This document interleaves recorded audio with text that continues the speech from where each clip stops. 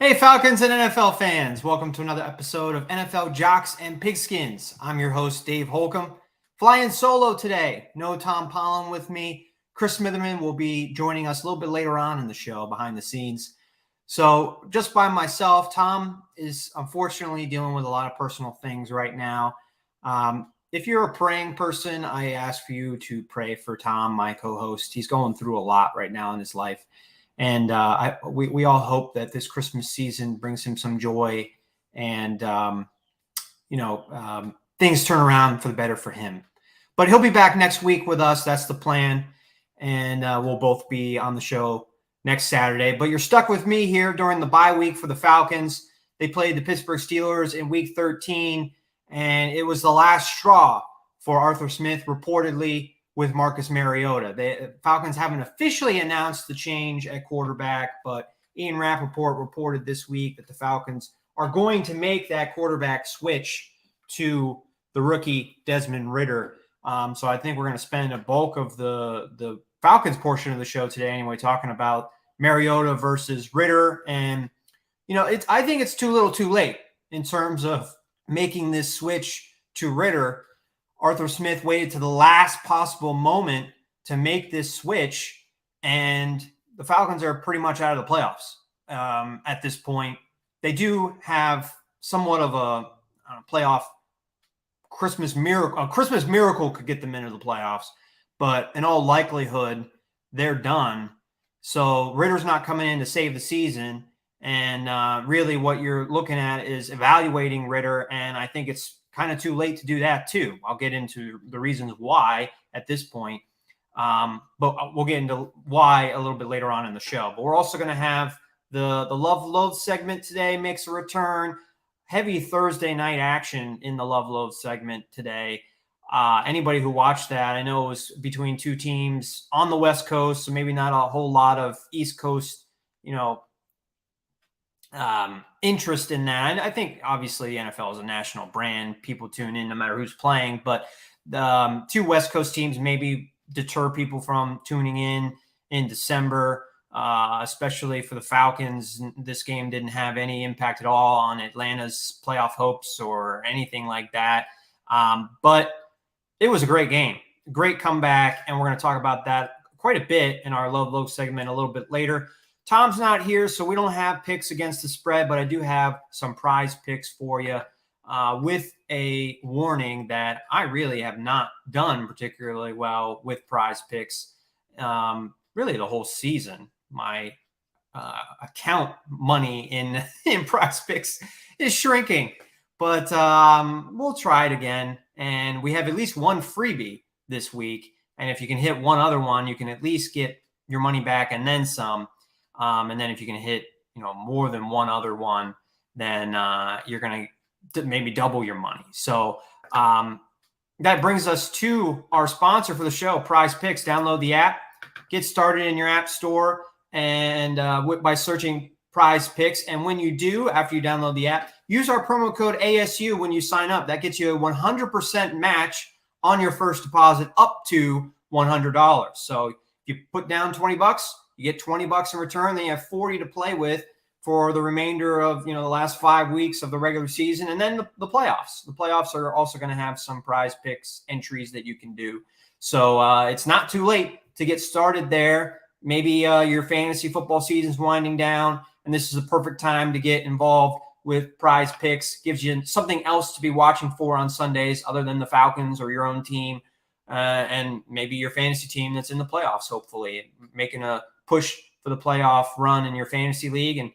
But don't forget, when you sign up, use that promo code ASU. That's free money to you, matching your deposit, your first deposit in the app. So we'll get to those prize picks for me a little bit later. And I have a Super Bowl pick updated as well that we'll end the show with. I don't know if we're going to go the full hour that we normally do because it's just me today.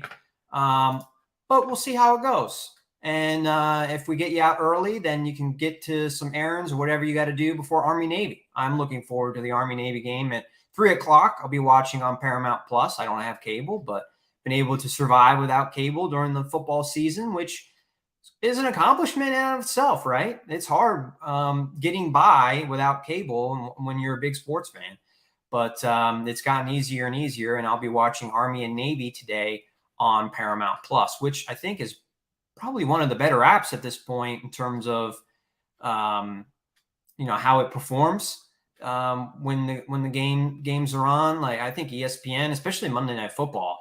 I watch hockey on ESPN Plus, and that seems to be fine. No freezing or minimal freezing. Monday Night Football the last few weeks I've watched on ESPN Plus, really, really freezy, really bad. Particularly on one of my TVs. I've got multiple devices, other TVs that I can watch Monday Night Football on. And one in particular, the living room TV, is really bad, has been really bad the last couple of weeks. So I don't know what's going on with ESPN Plus. But anyway, I think Paramount Plus is one of the better ones if, I'm going to grade them in terms of watching live sports. And that's how I'll be watching Army Navy a little bit later today. But let's talk about the Atlanta Falcons going into their bye week. They're now 5-8. A really disappointing run over the last several weeks for the Falcons, really since they beat the San Francisco 49ers, which we've hyped up on the show as a contender the last couple of weeks. Do you remember back in October when the 49ers came to Atlanta and the Falcons beat them to get back to 3-3? And we're talking about maybe this team going above 500 at some point, towards the midway point of the season. Well, since then, the Falcons have lost 5 of their last 7 games, and that includes 4 of their last 5. Their only win over the last 5 weeks was against the Chicago Bears. Sorry, Tom. And their most recent loss was to the Pittsburgh Steelers, who, again, struggled in the second half to get much offense going. But Mariota, I think, really, again, was a big difference in terms of not being able to produce enough in the passing game. And he, of course, threw that game-ending interception in the 2-minute drill to Minkah Fitzpatrick that ended the game, sealed the win for the Steelers. But Mariota finishing 13 of 24, 167 yards with a touchdown and an interception. Thought there were a couple of missed pass interference calls that the Falcons could have gotten, particularly one on 3rd down on their second-to-last offensive drive of the game. They had the last one, of course, was the interception close to their own goal line. But they were going, in the red zone trying to secure a touchdown to actually tie the game and then take the lead with an extra point. I thought there was a pass interference in the end zone, not called on the Steelers. They got away with one there, and they had to settle for the field goal, and that ended up kind of being the difference in the game. But, the games don't come down to one play, a one missed penalty or whatever. And this has been a long time coming. I think we can all agree that we've been really calling for Ridder to go in and start and play for the Falcons for a long time. And I think Arthur Smith has been stubborn about staying with Mariota. I think he's done how should I phrase it? I think the NFC South, the status of the NFC South, the fact that there's no winning club in the division, Tampa Bay leading it at 6-6, I think it gave Arthur Smith a false sense of, we can make a run at this, that we can win this division.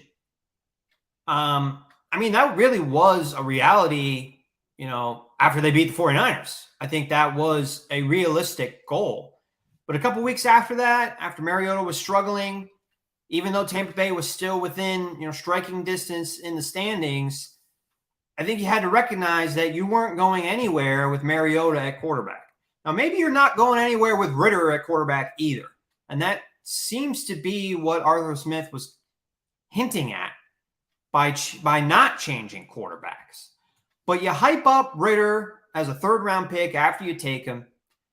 You're really complimentary of him all summer long. Mariota beats him out for the job. Whatever, that's fine. That's not unusual. No rookie quarterback started this season across the entire NFL. But Ridder is one of the last top 100 picks from this past draft to actually get into a game. All the other guys that haven't played yet, who were picked in the top 100 of the last spring's draft, are injured. Ridder's like the last guy who hasn't played a snap. And at this point, with 4 weeks left in the season, by the time the Falcons get back on the field, my question not only is, can Ridder make a playoff push for the Falcons? I think the answer to that is no.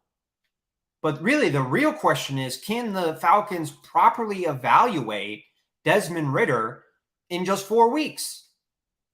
And I think the answer to that is also no. Best case scenario, Ridder comes in and he does really, really well. Obviously, that's the best case scenario. And if he does that and the Falcons win some games and they actually get back into this playoff hunt, which I say is not possible. It is possible. It's unlikely. But you got the Saints next weekend on the road, by the way, against a division rival on the road in a tough environment in New Orleans. Is going to be Ridder's first start. Not ideal. Then you're on the road again against the Baltimore Ravens, which we don't really know what the Ravens are right now. They've struggled the last 2 weeks. Not going to have Lamar Jackson. Let's see how Tyler Huntley does tomorrow against the Steelers, and then we can more properly evaluate what kind of Ravens team the Falcons will see on Christmas Eve. It's possible Lamar Jackson's even back by then.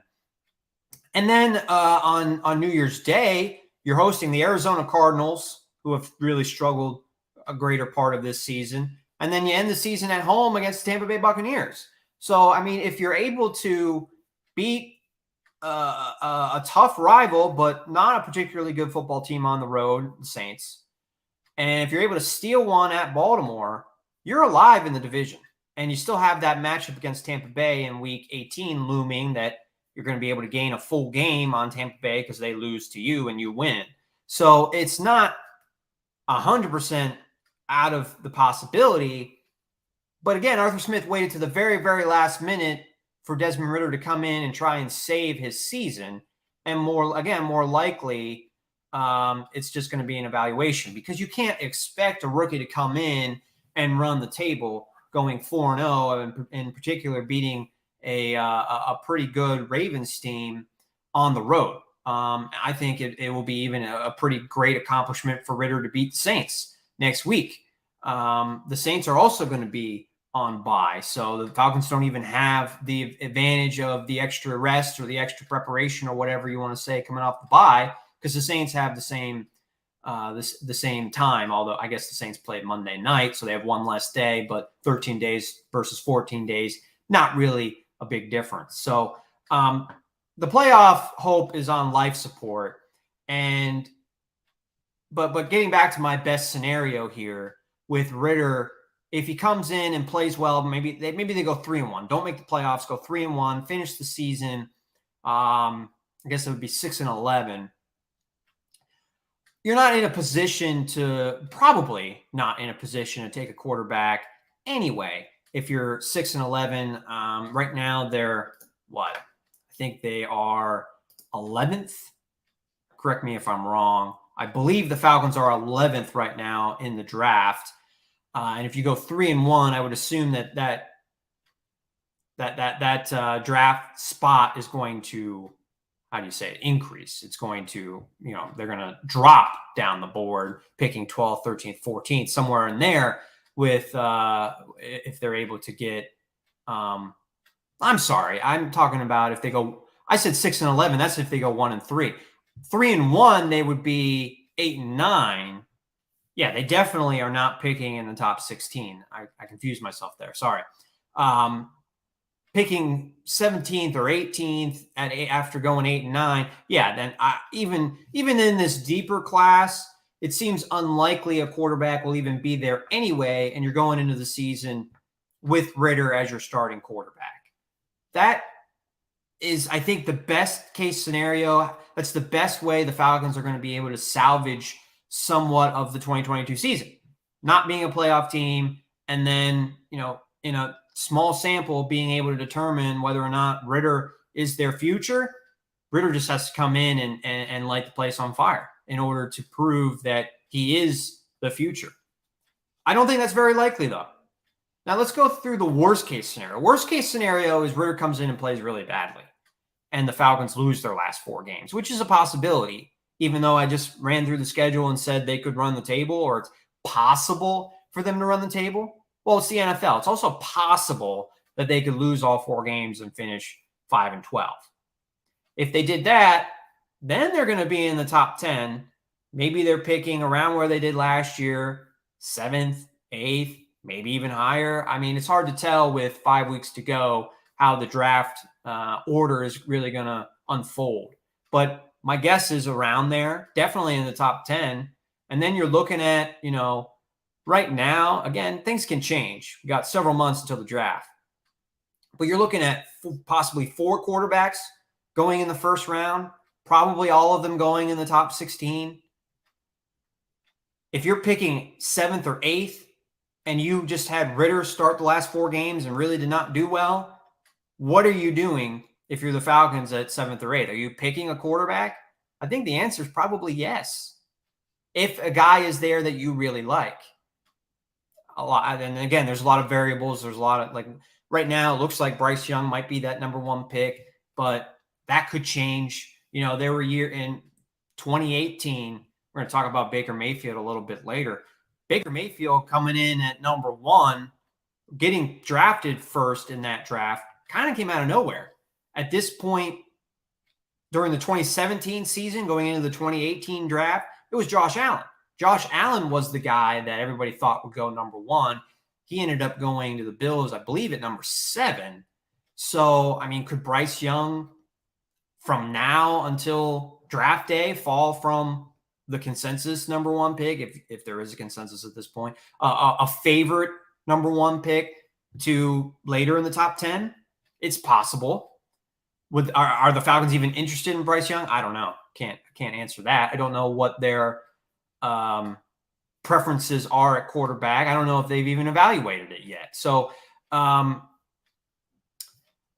there's a lot of variables is basically what I'm saying. But if you're picking 7th or 8th and Ridder does not play well in these final 4 games, quarterback is definitely on the table to be drafted to be a possible position you address with your first overall pick if you're the Falcons in next year's draft. And that really is, I think that'll be disappointing for Ridder, and really as a fan of the Falcons, I think that's disappointing because I think too much of the narrative around Ridder has been, well, he was a flyer pick. He was a flyer pick. He was a nice 3rd round pick. You don't really take a flyer with a 3rd round pick.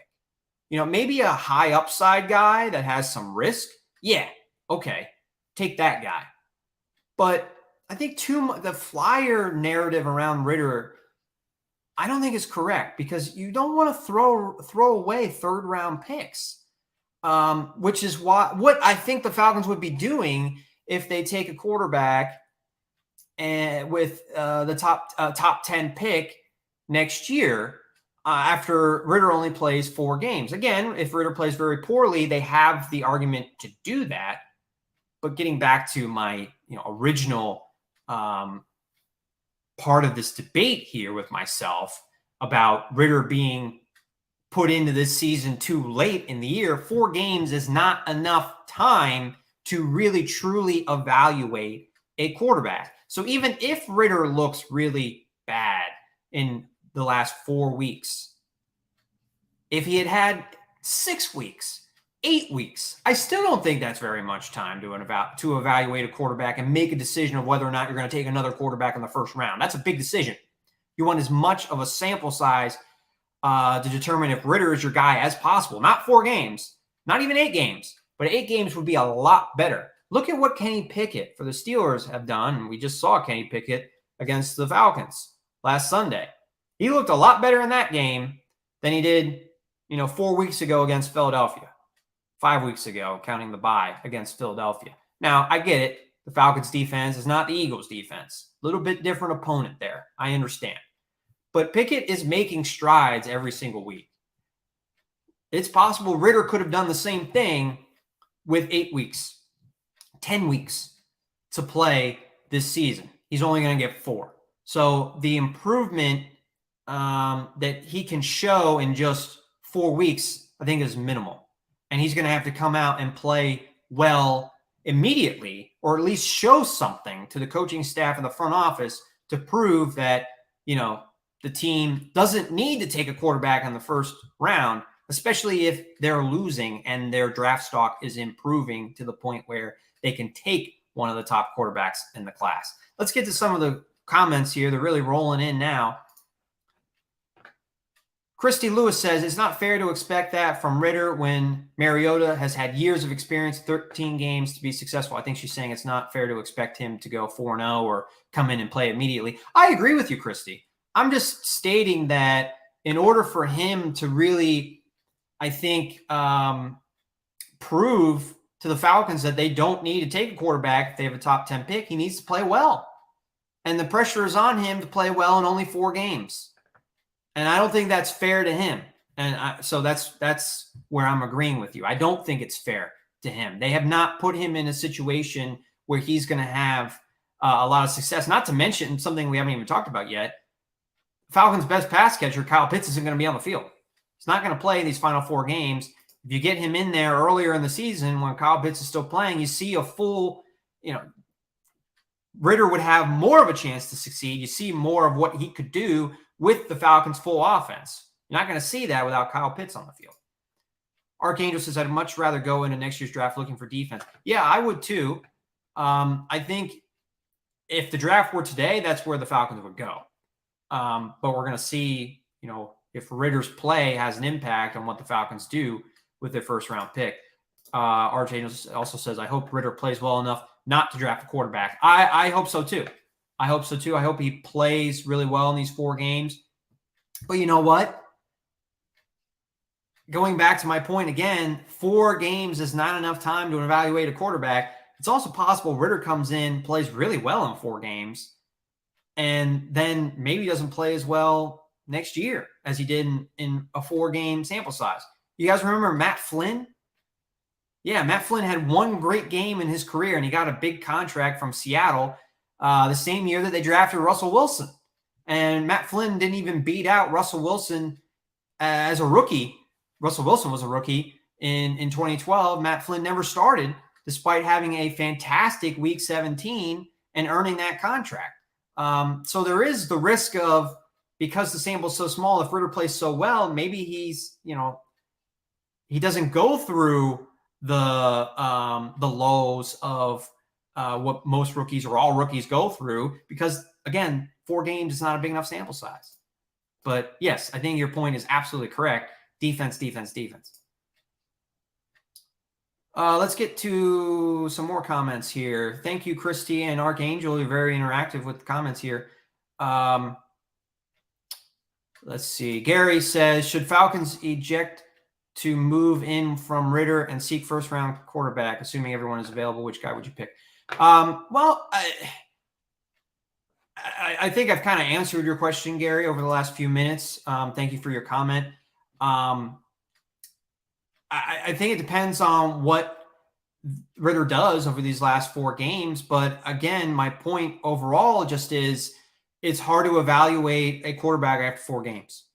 And there's going to be a lot of knee-jerk reaction on the internet to whether Ridder's great or bad. There's going to be a lot of knee-jerk reaction, and I expect it's going to be somewhere in the middle, some good, some bad.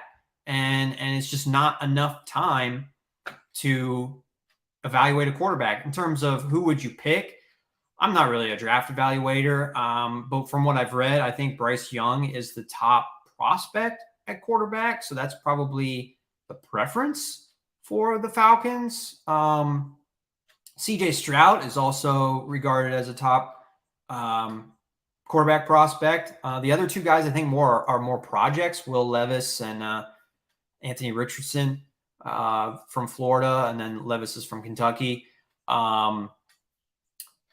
Stroud from inside, I don't really have inside sources, but I've got some friends who cover college football, and one guy that I used to work with really is critical of Stroud because of all of the receivers he's worked with at Ohio State. Ohio State has some fantastic receiver talent, and he's concerned that, depending on where he goes in the NFL, he might not have the same kind of talent throw to as he did at Ohio State, although that might not be really a concern in Atlanta with Drake London and Kyle Pitts. So that's, I guess, how I would evaluate the quarterbacks right now for Atlanta. Bryce Young's probably the favorite. His knock, from what I've read, is his size, and you're concerned there with that. I'm going to look up his size real quick. I don't know that off the top of my head. I just know it's a concern among draft evaluators. He's 6 feet tall. So, I mean, he's not super small, 194 pounds listed at, but, not the prototypical. He's not the Josh Allen type. He's more of the Russell Wilson type. And Russell Wilson's had some great seasons, though, although he's really struggling right now. I don't think it's bad to get a quarterback that has a similar physical skill set as a Russell Wilson. But Archangel says we could use another wide receiver. I don't think that's something you want to pick in the first round, though. I didn't really like the Drake London pick that much. I think it's working out fine, but you could have addressed your defense last year with Drake London, who you really haven't used all that much because you're a run-first team and you don't have a quarterback. So, and really you want, in the perfect world, right, you want to get your quarterback established first and then build out the wide receivers. Because the way the salary cap works in the NFL, Kyle Pitts is going to be on his 3rd year, maybe 4th year in his rookie deal, his last year in his rookie deal. I guess you have the 5th year option as well, though. But at the earliest, it'll be his 3rd year, maybe even his 4th year, before Atlanta gets a franchise quarterback established. And Drake London's going to be on his 2nd year, 3rd year of his contract of 4, possibly 5 years with the team option. You really would rather have the quarterback established first, then you get those wide receivers, those rookie wide receivers who can make an impact as a rookie. You don't need to have a year of development from a wide receiver in order to make an impact. Kyle Pitts, 1,000 yards as a rookie. So you'd rather have those full 4 years of the rookie deal and maybe 5 of the team option. But you don't get that if you don't have a quarterback. You got to get the quarterback first. So I would not draft. I agree with you. They could use another pass catcher, but not early in the first round, which I think you agree with me. Yes. So we're on the same page. Maybe 3rd round. I think that's a great spot to draft a wide receiver. Maybe even the 2nd round, depending on, you have a lot of draft needs, so maybe not the 2nd round. But there's a lot of great wide receiver talent on day 2 of the draft, 2nd and 3rd round. So that would be a good time for the Falcons to take a wide receiver. Dave agrees with me that 4-game sample size is silly. Yeah. Summed up perfectly in one sentence, what I've been talking about for a half hour, that it's not a good enough, long enough sample to really evaluate a quarterback and whether he plays great or whether he plays poorly. There is a concern for me that they will overreact to whatever Ridder does. And honestly, I hate to toot my own horn, but this was my concern going into the season with Mariota starting. Okay, you want Mariota to start, and I guess this was my concern even going back to when they picked Ridder in the 3rd round and people liked the pick. I was more hesitant to like the pick because I was concerned that it was going to go to waste.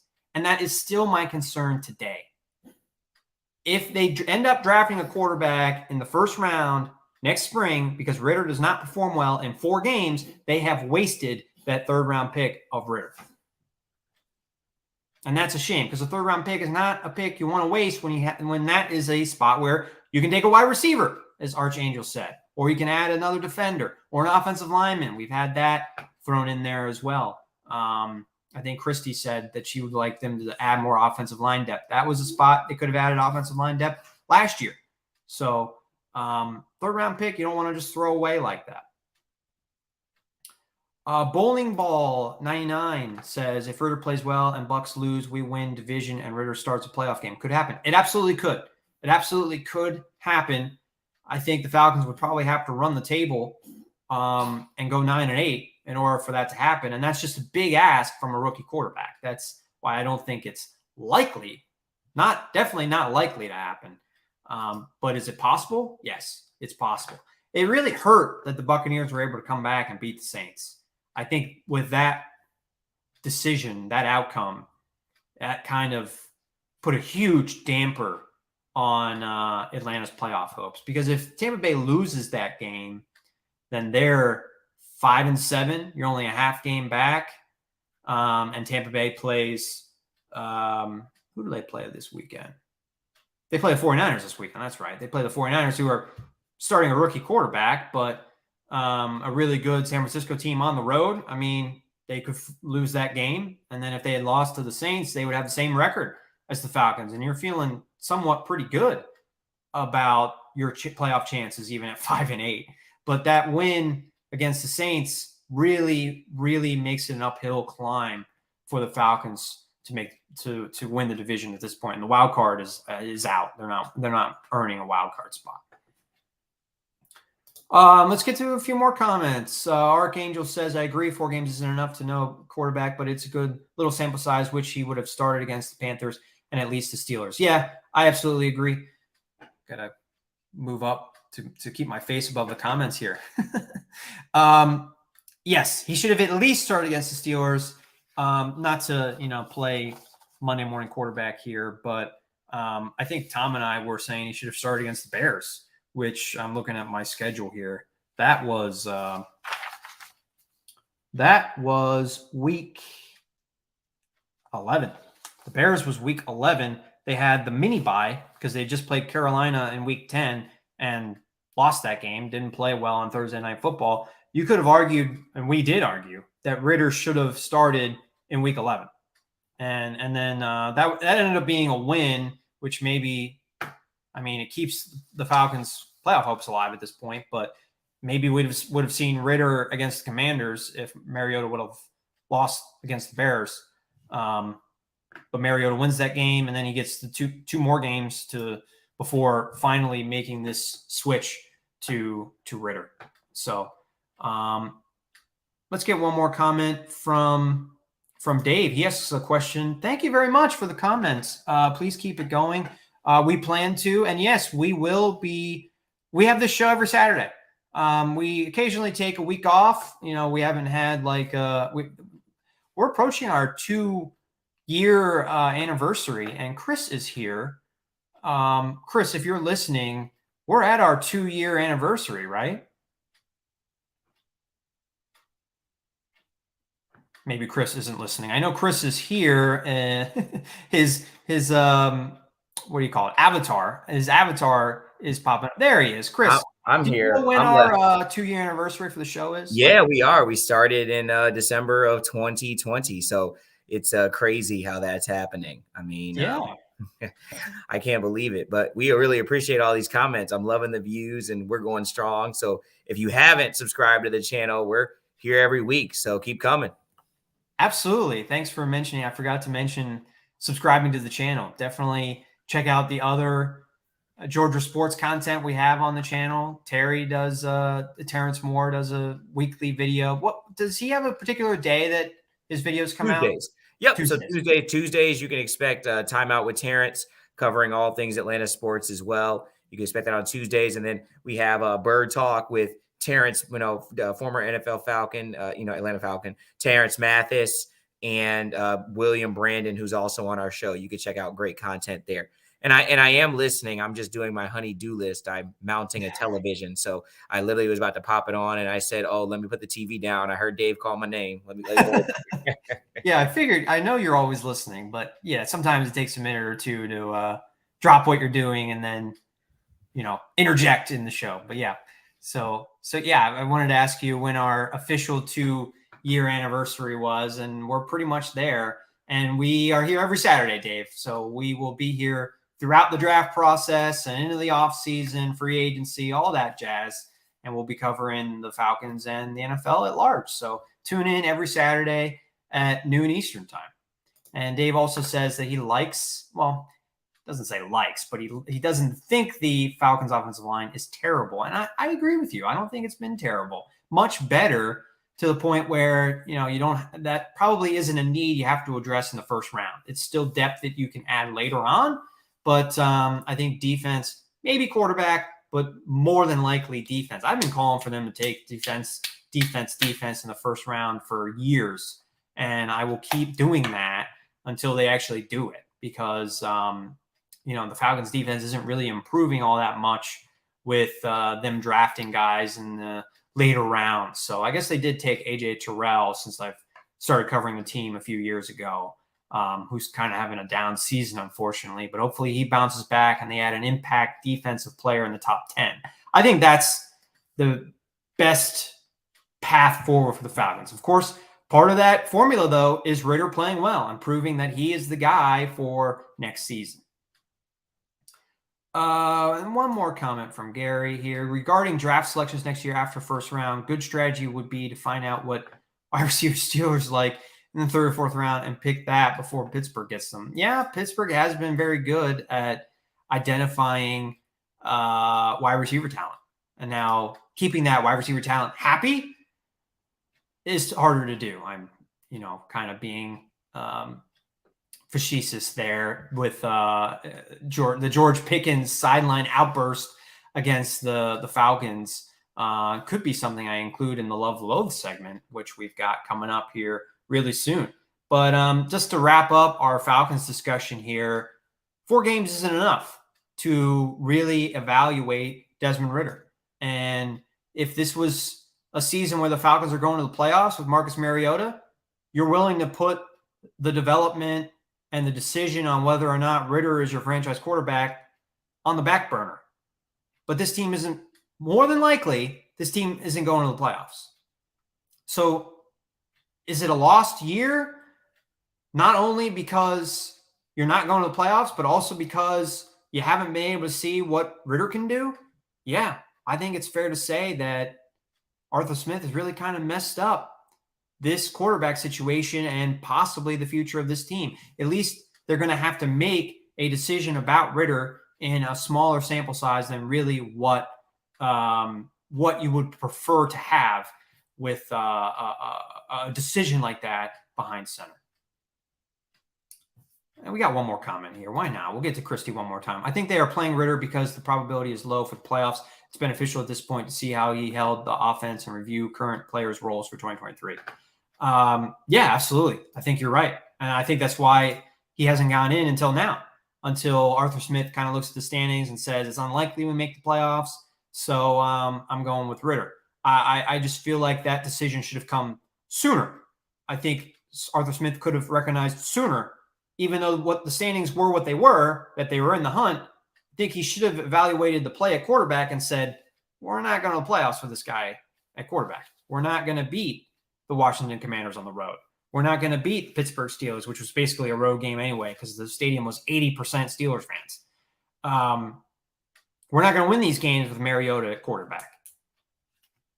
That was what Tom and I thought. Arthur Smith, I guess, disagreed, but he's the head coach. I hope he's able to, put Ridder in a situation where he's able to succeed, at least in these last 4 games. And we will see. We have a whole nother week to discuss the Ridder and Mariota quarterback situation because the Falcons are on bye. Thank you so much for all the comments. Chris already said it, but fantastic interaction today. I know this is, an easy topic to interact on, quarterbacks. Everybody loves talking about quarterbacks. Keep sending in your comments about the quarterbacks and really the draft with what the Falcons will do going forward. Today's show, as a reminder, brought to you by Prize Picks. Download the app. It's not too late to get started. Might be too late for the Falcons to make a playoff run with Ridder, but not too late for you to get started with Prize Picks. When you download the app, use our promo code ASU. That gets you a 100% match on your first deposit up to $100. So you put down $50, you get $50 in return, and you have $100 to play with. You want to start smaller, $20, $15, you can get $15, $20 in return, and you start with, $30 or $40. So it's really fun. It's a good thing to do in addition to watching the Falcons, your fantasy teams at this point in the season. Hopefully you're making a playoff run with them. And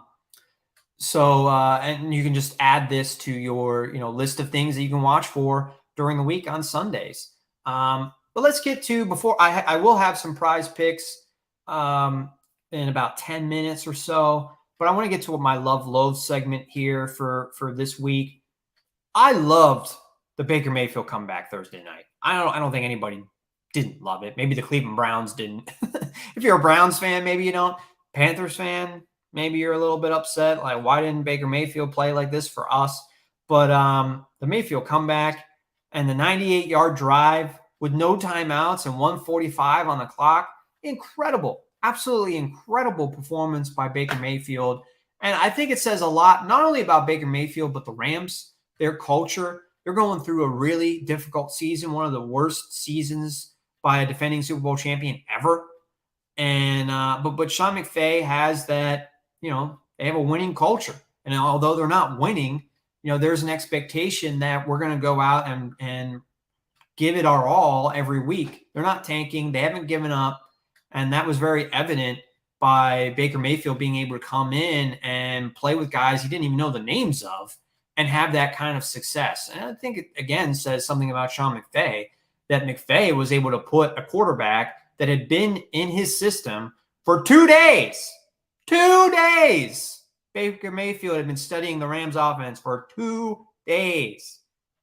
And Sean McVay was able to simplify it enough to the point where Baker Mayfield was able to have success. That really is incredible. Not only that Mayfield played that well, but that McVay designed a game plan and an offense that a quarterback that had been on his team for 2 days was able to have success with.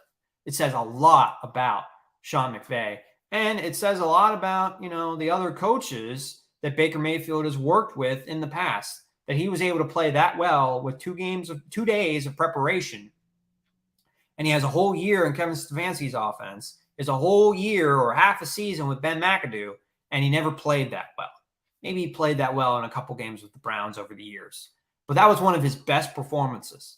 And the question to me is why? Why wasn't he more like that with Cleveland? Why wasn't he more like that in Carolina? And yeah, a lot of it could fall on Baker Mayfield. But again, I think it comes back to that coaching, that Sean McVay simplified things, and Mayfield was able to do a lot with, what McVay gave him. Why wasn't it maybe more simplified in Cleveland? Why wasn't it more simplified in Carolina? They definitely, the Rams have some stars, but they really weren't on the field Thursday night. No Cooper Kupp, no Allen Robinson. So I don't think you can even say it was the Rams' weapons. The Rams receivers play well, but there's nobody on the Rams that are necessarily above and beyond, what he was working with in Cleveland or Carolina this year. So that's kind of I think that is a huge part of the story, not just that Baker Mayfield played so well, but also that, what are these other teams doing? And do we have any confidence in them being able to develop a different quarterback in Carolina with Ben McAdoo, which he probably won't be there next year, but Kevin Stefanski as well. And we're going to get to Deshaun Watson here in a moment. But I'm going to stay with Thursday Night Football, but flip over to the loathe part of this segment. As great as Mayfield played, the Raiders had no business dropping that game. Absolutely none. They made dumb mistakes. They had a bad play call. And again, they got poor play in the clutch from quarterback Derek Carr. And all of that led to their 4th blown lead of at least 13 points this season. It's the first time since 1998 that an NFL team has blown 4 13-point or greater leads in one season. It's been 25 years since something like that happened. And there's still 5 games left, or I guess 4 games now for the Raiders. So they've enough time to blow another one and set an NFL record. That they've already tied that record. So it just an absolute embarrassment that they can't hold on to a lead this year. But in this game in particular, 4th quarter, you're up 16-3. The Rams are going to punt. They're punting. And then your 4th overall pick in the first round, like, I don't know how many years ago that was, Clinton Farrell, 3 or 4 years ago, he's been a bust. He's playing special teams. He jumps off sides on 4th and 3. You don't need a block punt in that situation. You're up by 13 points. Just let him punt or cover. Probably the concern there for the special teams is covering a fake. not trying to block it or get a jump on the snap. And he jumps the snap offsides. That leads to Baker Mayfield's first touchdown. First touchdown drive started after that offsides. By the way, there was also another offsides penalty on a critical third down that gave them an automatic first down. The Rams, an automatic first down. And then on the final drive, you got Baker Mayfield for a sack. And then one of your defenders comes in, knocks the ball out of his hands, and gets a 15-yard penalty that gives them 15 free yards. I believe that stopped the clock too. Absolutely incredibly dumb penalties from the Raiders that allowed the Rams to come back in this game. As far as their game plan goes, they had 30 runs in this game. I'm pulling up the exact box score here, so I get this 100% right. They continued to give Josh Jacobs the ball, which isn't a bad strategy because Josh Jacobs has had a great season. But Josh Jacobs had 27 carries for 99 yards. Almost had a 100-yard game, but only 3.7 yards per carry. 38 rushing attempts overall for the Raiders, only 20 passes. Last week, the Rams, they came into the game fourth in rushing. Fourth in run defense, rushing defense. And they held Seattle last week to only 90 yards rushing on 22 carries. But Geno Smith lit it up. Geno Smith had one of his best games, and he's having a great season. But Geno Smith, 3 touchdowns, 367 passing yards. But 4 days after that, you have Josh McDaniels thinking, oh, I'm going to run the ball. I'm going to run the ball against the number 4 run defense. I know they don't have Aaron Donald, but still, they're the number 4 run defense. And you have a situation where and you're not taking advantage of their poor pass defense to build, at which I think they showed that Jalen Ramsey couldn't really guard Devontae Adams very well. He had 2 big plays to Devontae Adams in the first half. Where was that in the second half? Just really poor play calling from Josh McDaniels. And I think it goes back to he didn't believe the Rams would score 2 touchdowns late in the game. He had no respect for Baker Mayfield being able to put together 2 touchdown drives, which is why he just continued to run the ball into a brick wall pretty much. 3.7 yards per carry for Josh Jacobs. And then maybe even worse, I think actually this definitely is worse, is the defense that the Raiders played on the final drive. Press coverage, up man-to-man. Van Jefferson just runs by in the single coverage for the game-winning touchdown. Why are you playing man-to-man press coverage when you're up by 6? You can give up a field goal. The Rams aren't going to settle for a field goal. You just have to guard the end zone. The 25-yard line, around the 25-yard line, you're in press coverage with no safety help against Van Jefferson, who was probably the best receiver on the field for the Rams. Really, really poor coaching. Really poor coaching. And the penalties that the Raiders committed is also a poor reflection on the coaching. And I don't think that's going to lead to McDaniels getting fired. He's owed too much money. But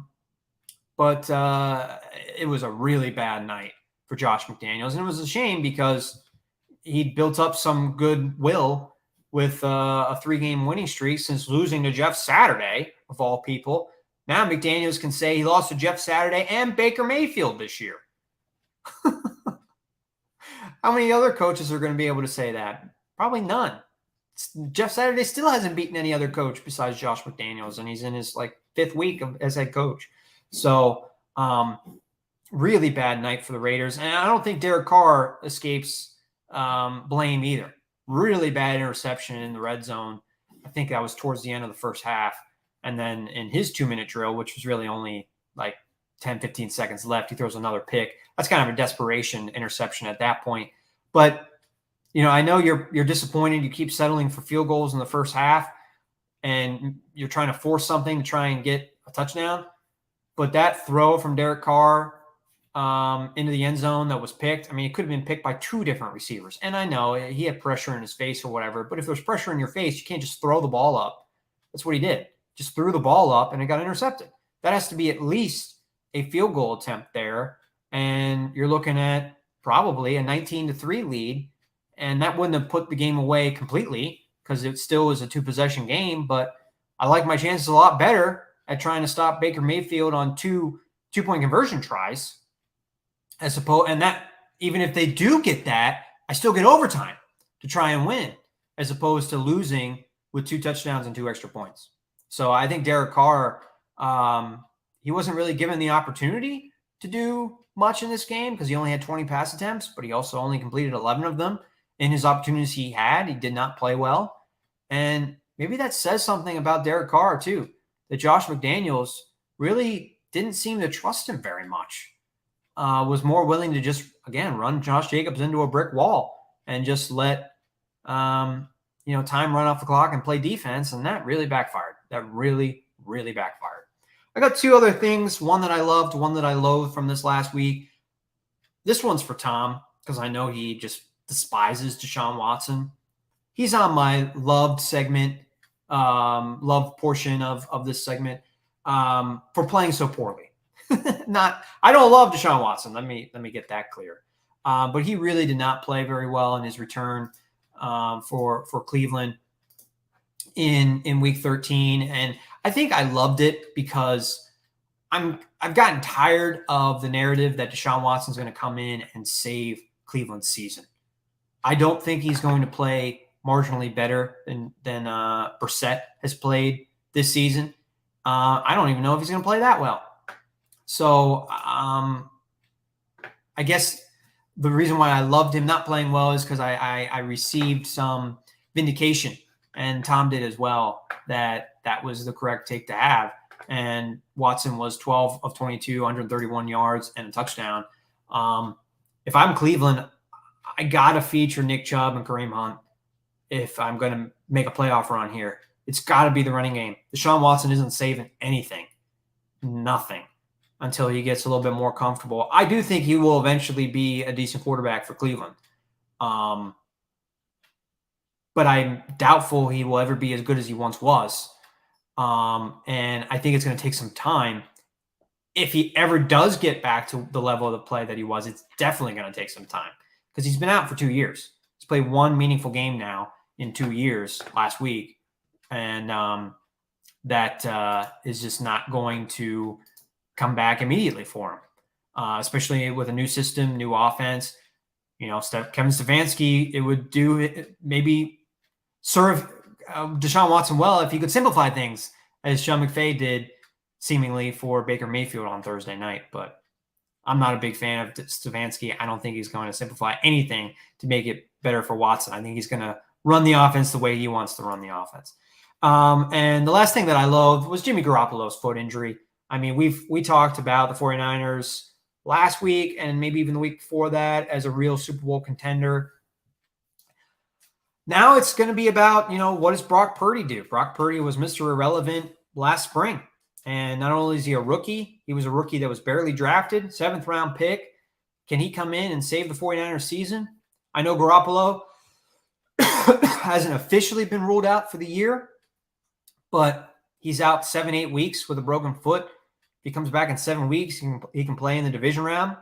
But, that's 7 weeks probably without practice. I think 7 weeks is probably when he'll be able to return to practice. Are you going to start him in a playoff game without practice? No. Are you going to start him in the NFC Championship? This is all assuming that the 49ers are in these games. You're going to start him in the NFC Championship with a week of practice and haven't played in a game in 2 months? That's a big decision to make. Maybe. I don't know. It depends on what Brock Purdy's doing. But if Brock Purdy has you in the NFC Championship game, he's probably doing pretty well. So Garoppolo's season is probably done, and he's lost his opportunity to lead this team to a championship and perhaps win back his job in San Francisco, or at least prove that he deserves to start somewhere else. I think he probably will start somewhere else next year. But, this was a great opportunity for him to try and win a championship. All the pieces are there, especially with the Christian McCaffrey trade. But not going to have that opportunity now with the broken foot, and I hate seeing that. That's it for the Love Low segment. We just have a few minutes left in the show, and we have to get to a couple more things, my prize picks, and then I tease a Super Bowl pick at the beginning of the show, so I will get to that as well. We are going to go the full hour today. Thanks for sticking around for those who still are here. I have some prize picks for you. Again, use our promo code ASU. If you are new to Prize Picks, download the app and you get a 100% match with our promo code ASU. It also supports the show. So if you like the show, other than subscribing to our channel, watching our content, liking it, following me on Twitter at DM Holcomb, following Tom at TJ Pollen, the other great thing you can do is support our sponsor. So sign up for Prize Picks and use our promo code when you sign up. That is the way you support our show. Use that promo code ASU. So my 3 picks they're giving you a freebie this week with Justin Herbert. His over-under for passing yards is set at 0.5. So as long as you don't think Herbert is going to get hurt during the coin toss or on his first handoff, Herbert is going to have more than 0 passing yards. So you definitely go with that one and you go over. So that's my first one. I think I'll get that one right. And then if you're playing the hedge your bets one, I forget what it's called, but there's 2 different, not the power play. The power play is you want to get all 3 correct. But if you do the option where you only have to get 2 out of 3 correct and you win back your money, and then I think you win 1.5 times the money that you bet if you do the 2 out of 3 option, then you only need to get 1 out of 2 picks correct. 50-50 shot, really, sort of. I don't know if the math works out exactly like that. But my 2 other picks, and hopefully I just land one of them. Josh Allen, 7 rushing attempts against the New York Jets. Last time Allen played and the Bills played the Jets, he had 9 rushing attempts. He's had more than 7 rushing attempts in each of the last 2 games. So I'm counting on him having 8 rushing attempts or more. And if he gets that, then I get 1.5 times my entry because Herbert is kind of a guarantee to be correct. The other one that I'm going with is Deshaun Watson, 0.5 interceptions. I think he'll throw another interception against a Cincinnati Bengals defense that really did well against Patrick Mahomes and the Kansas City Chiefs last week. I think the Bengals are getting hot at the right time, just kind of like they did last year. Watch out, NFL. Watch out, AFC. And I think they're going to beat the Browns pretty handedly tomorrow. And Deshaun Watson is going to have at least 1 interception. So that's my prize picks. Herbert over 0.5 passing yards. Josh Allen over 7 rushing attempts. And Deshaun Watson over 0.5 interceptions. Wrap up today's show with my Super Bowl pick. I am recognizing that I'm probably overreacting to week 13.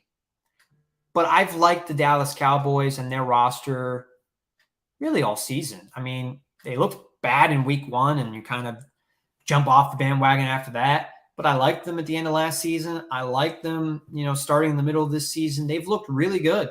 And I think they can beat you in multiple ways. They have this dynamic rushing attack, dynamic running backfield. You have Dak Prescott, who I've always been a big fan of. Got really great receivers, even without Odell Beckham Jr. Forget Odell Beckham Jr. Cowboys really don't need Odell Beckham Jr. I think they have enough in the passing attack without Odell to win a Super Bowl, and their defense, their pass rush, incredible pass rush. Is there some concern maybe in run defense? Perhaps. But that pass rush is incredible, and it can just tee off at any time. And we saw that in the 4th quarter against the Colts, and that's why maybe I'm overreacting to making Dallas my Super Bowl pick in the NFC because they just had one fantastic quarter last week. I get that maybe I'm jumping off their bandwagon next week if they struggle, but and Philadelphia's had such an incredible season, it's hard to pick against them at this point. But I'm going with Dallas in the NFC. And in the AFC, I still am believers in the Kansas City Chiefs. I'm going to stay with Kansas City. I'm not going to overreact to them losing last week. I'm overreacting maybe to the Cowboys, so I won't overreact to the Chiefs. But my concern is if they play Cincinnati. If they get matched up with Cincinnati in the playoffs on the road or at home, Cincinnati has beaten the Chiefs 3 times in a row. There's something about that matchup that Cincinnati knows how to beat the Chiefs. And that we see that around the league, that there's these weird matchup things that, one team has this bugaboo against another team. And there's something there between the Chiefs and Bengals 3 times is it's a pattern. It's not an aberration anymore. So the Bengals got to feel really confident if they're playing the Chiefs, no matter where they're playing them. If they're playing them in the playoffs, I think they're going to feel really confident. And the Chiefs, not so much. I would be concerned. And I'll stay with the Chiefs, but that's my big concern. If they get matched up against Cincinnati, I think the Bengals have a good shot of beating them. And then, ruining the Chiefs' hopes of getting back to the Super Bowl. That's it for our show. Thank you so much for the comments coming in. We still had a few more at the end of the show, but we're out of time. Not going to be able to get to them. But if there's a conversation you want to engage in with me, follow me on Twitter. Tweet at me at DM Holcomb. Or if you're watching the show on replay and you weren't able to comment live, you can tweet at me and maybe we can get your comment on the show next week. But thanks so much, everybody. We'll be back. We will be back next Saturday at noon. The plan is Tom will be here with me, and we'll be breaking down the Falcons matchup, Desmond Ridder's NFL debut against the New Orleans Saints. See you then.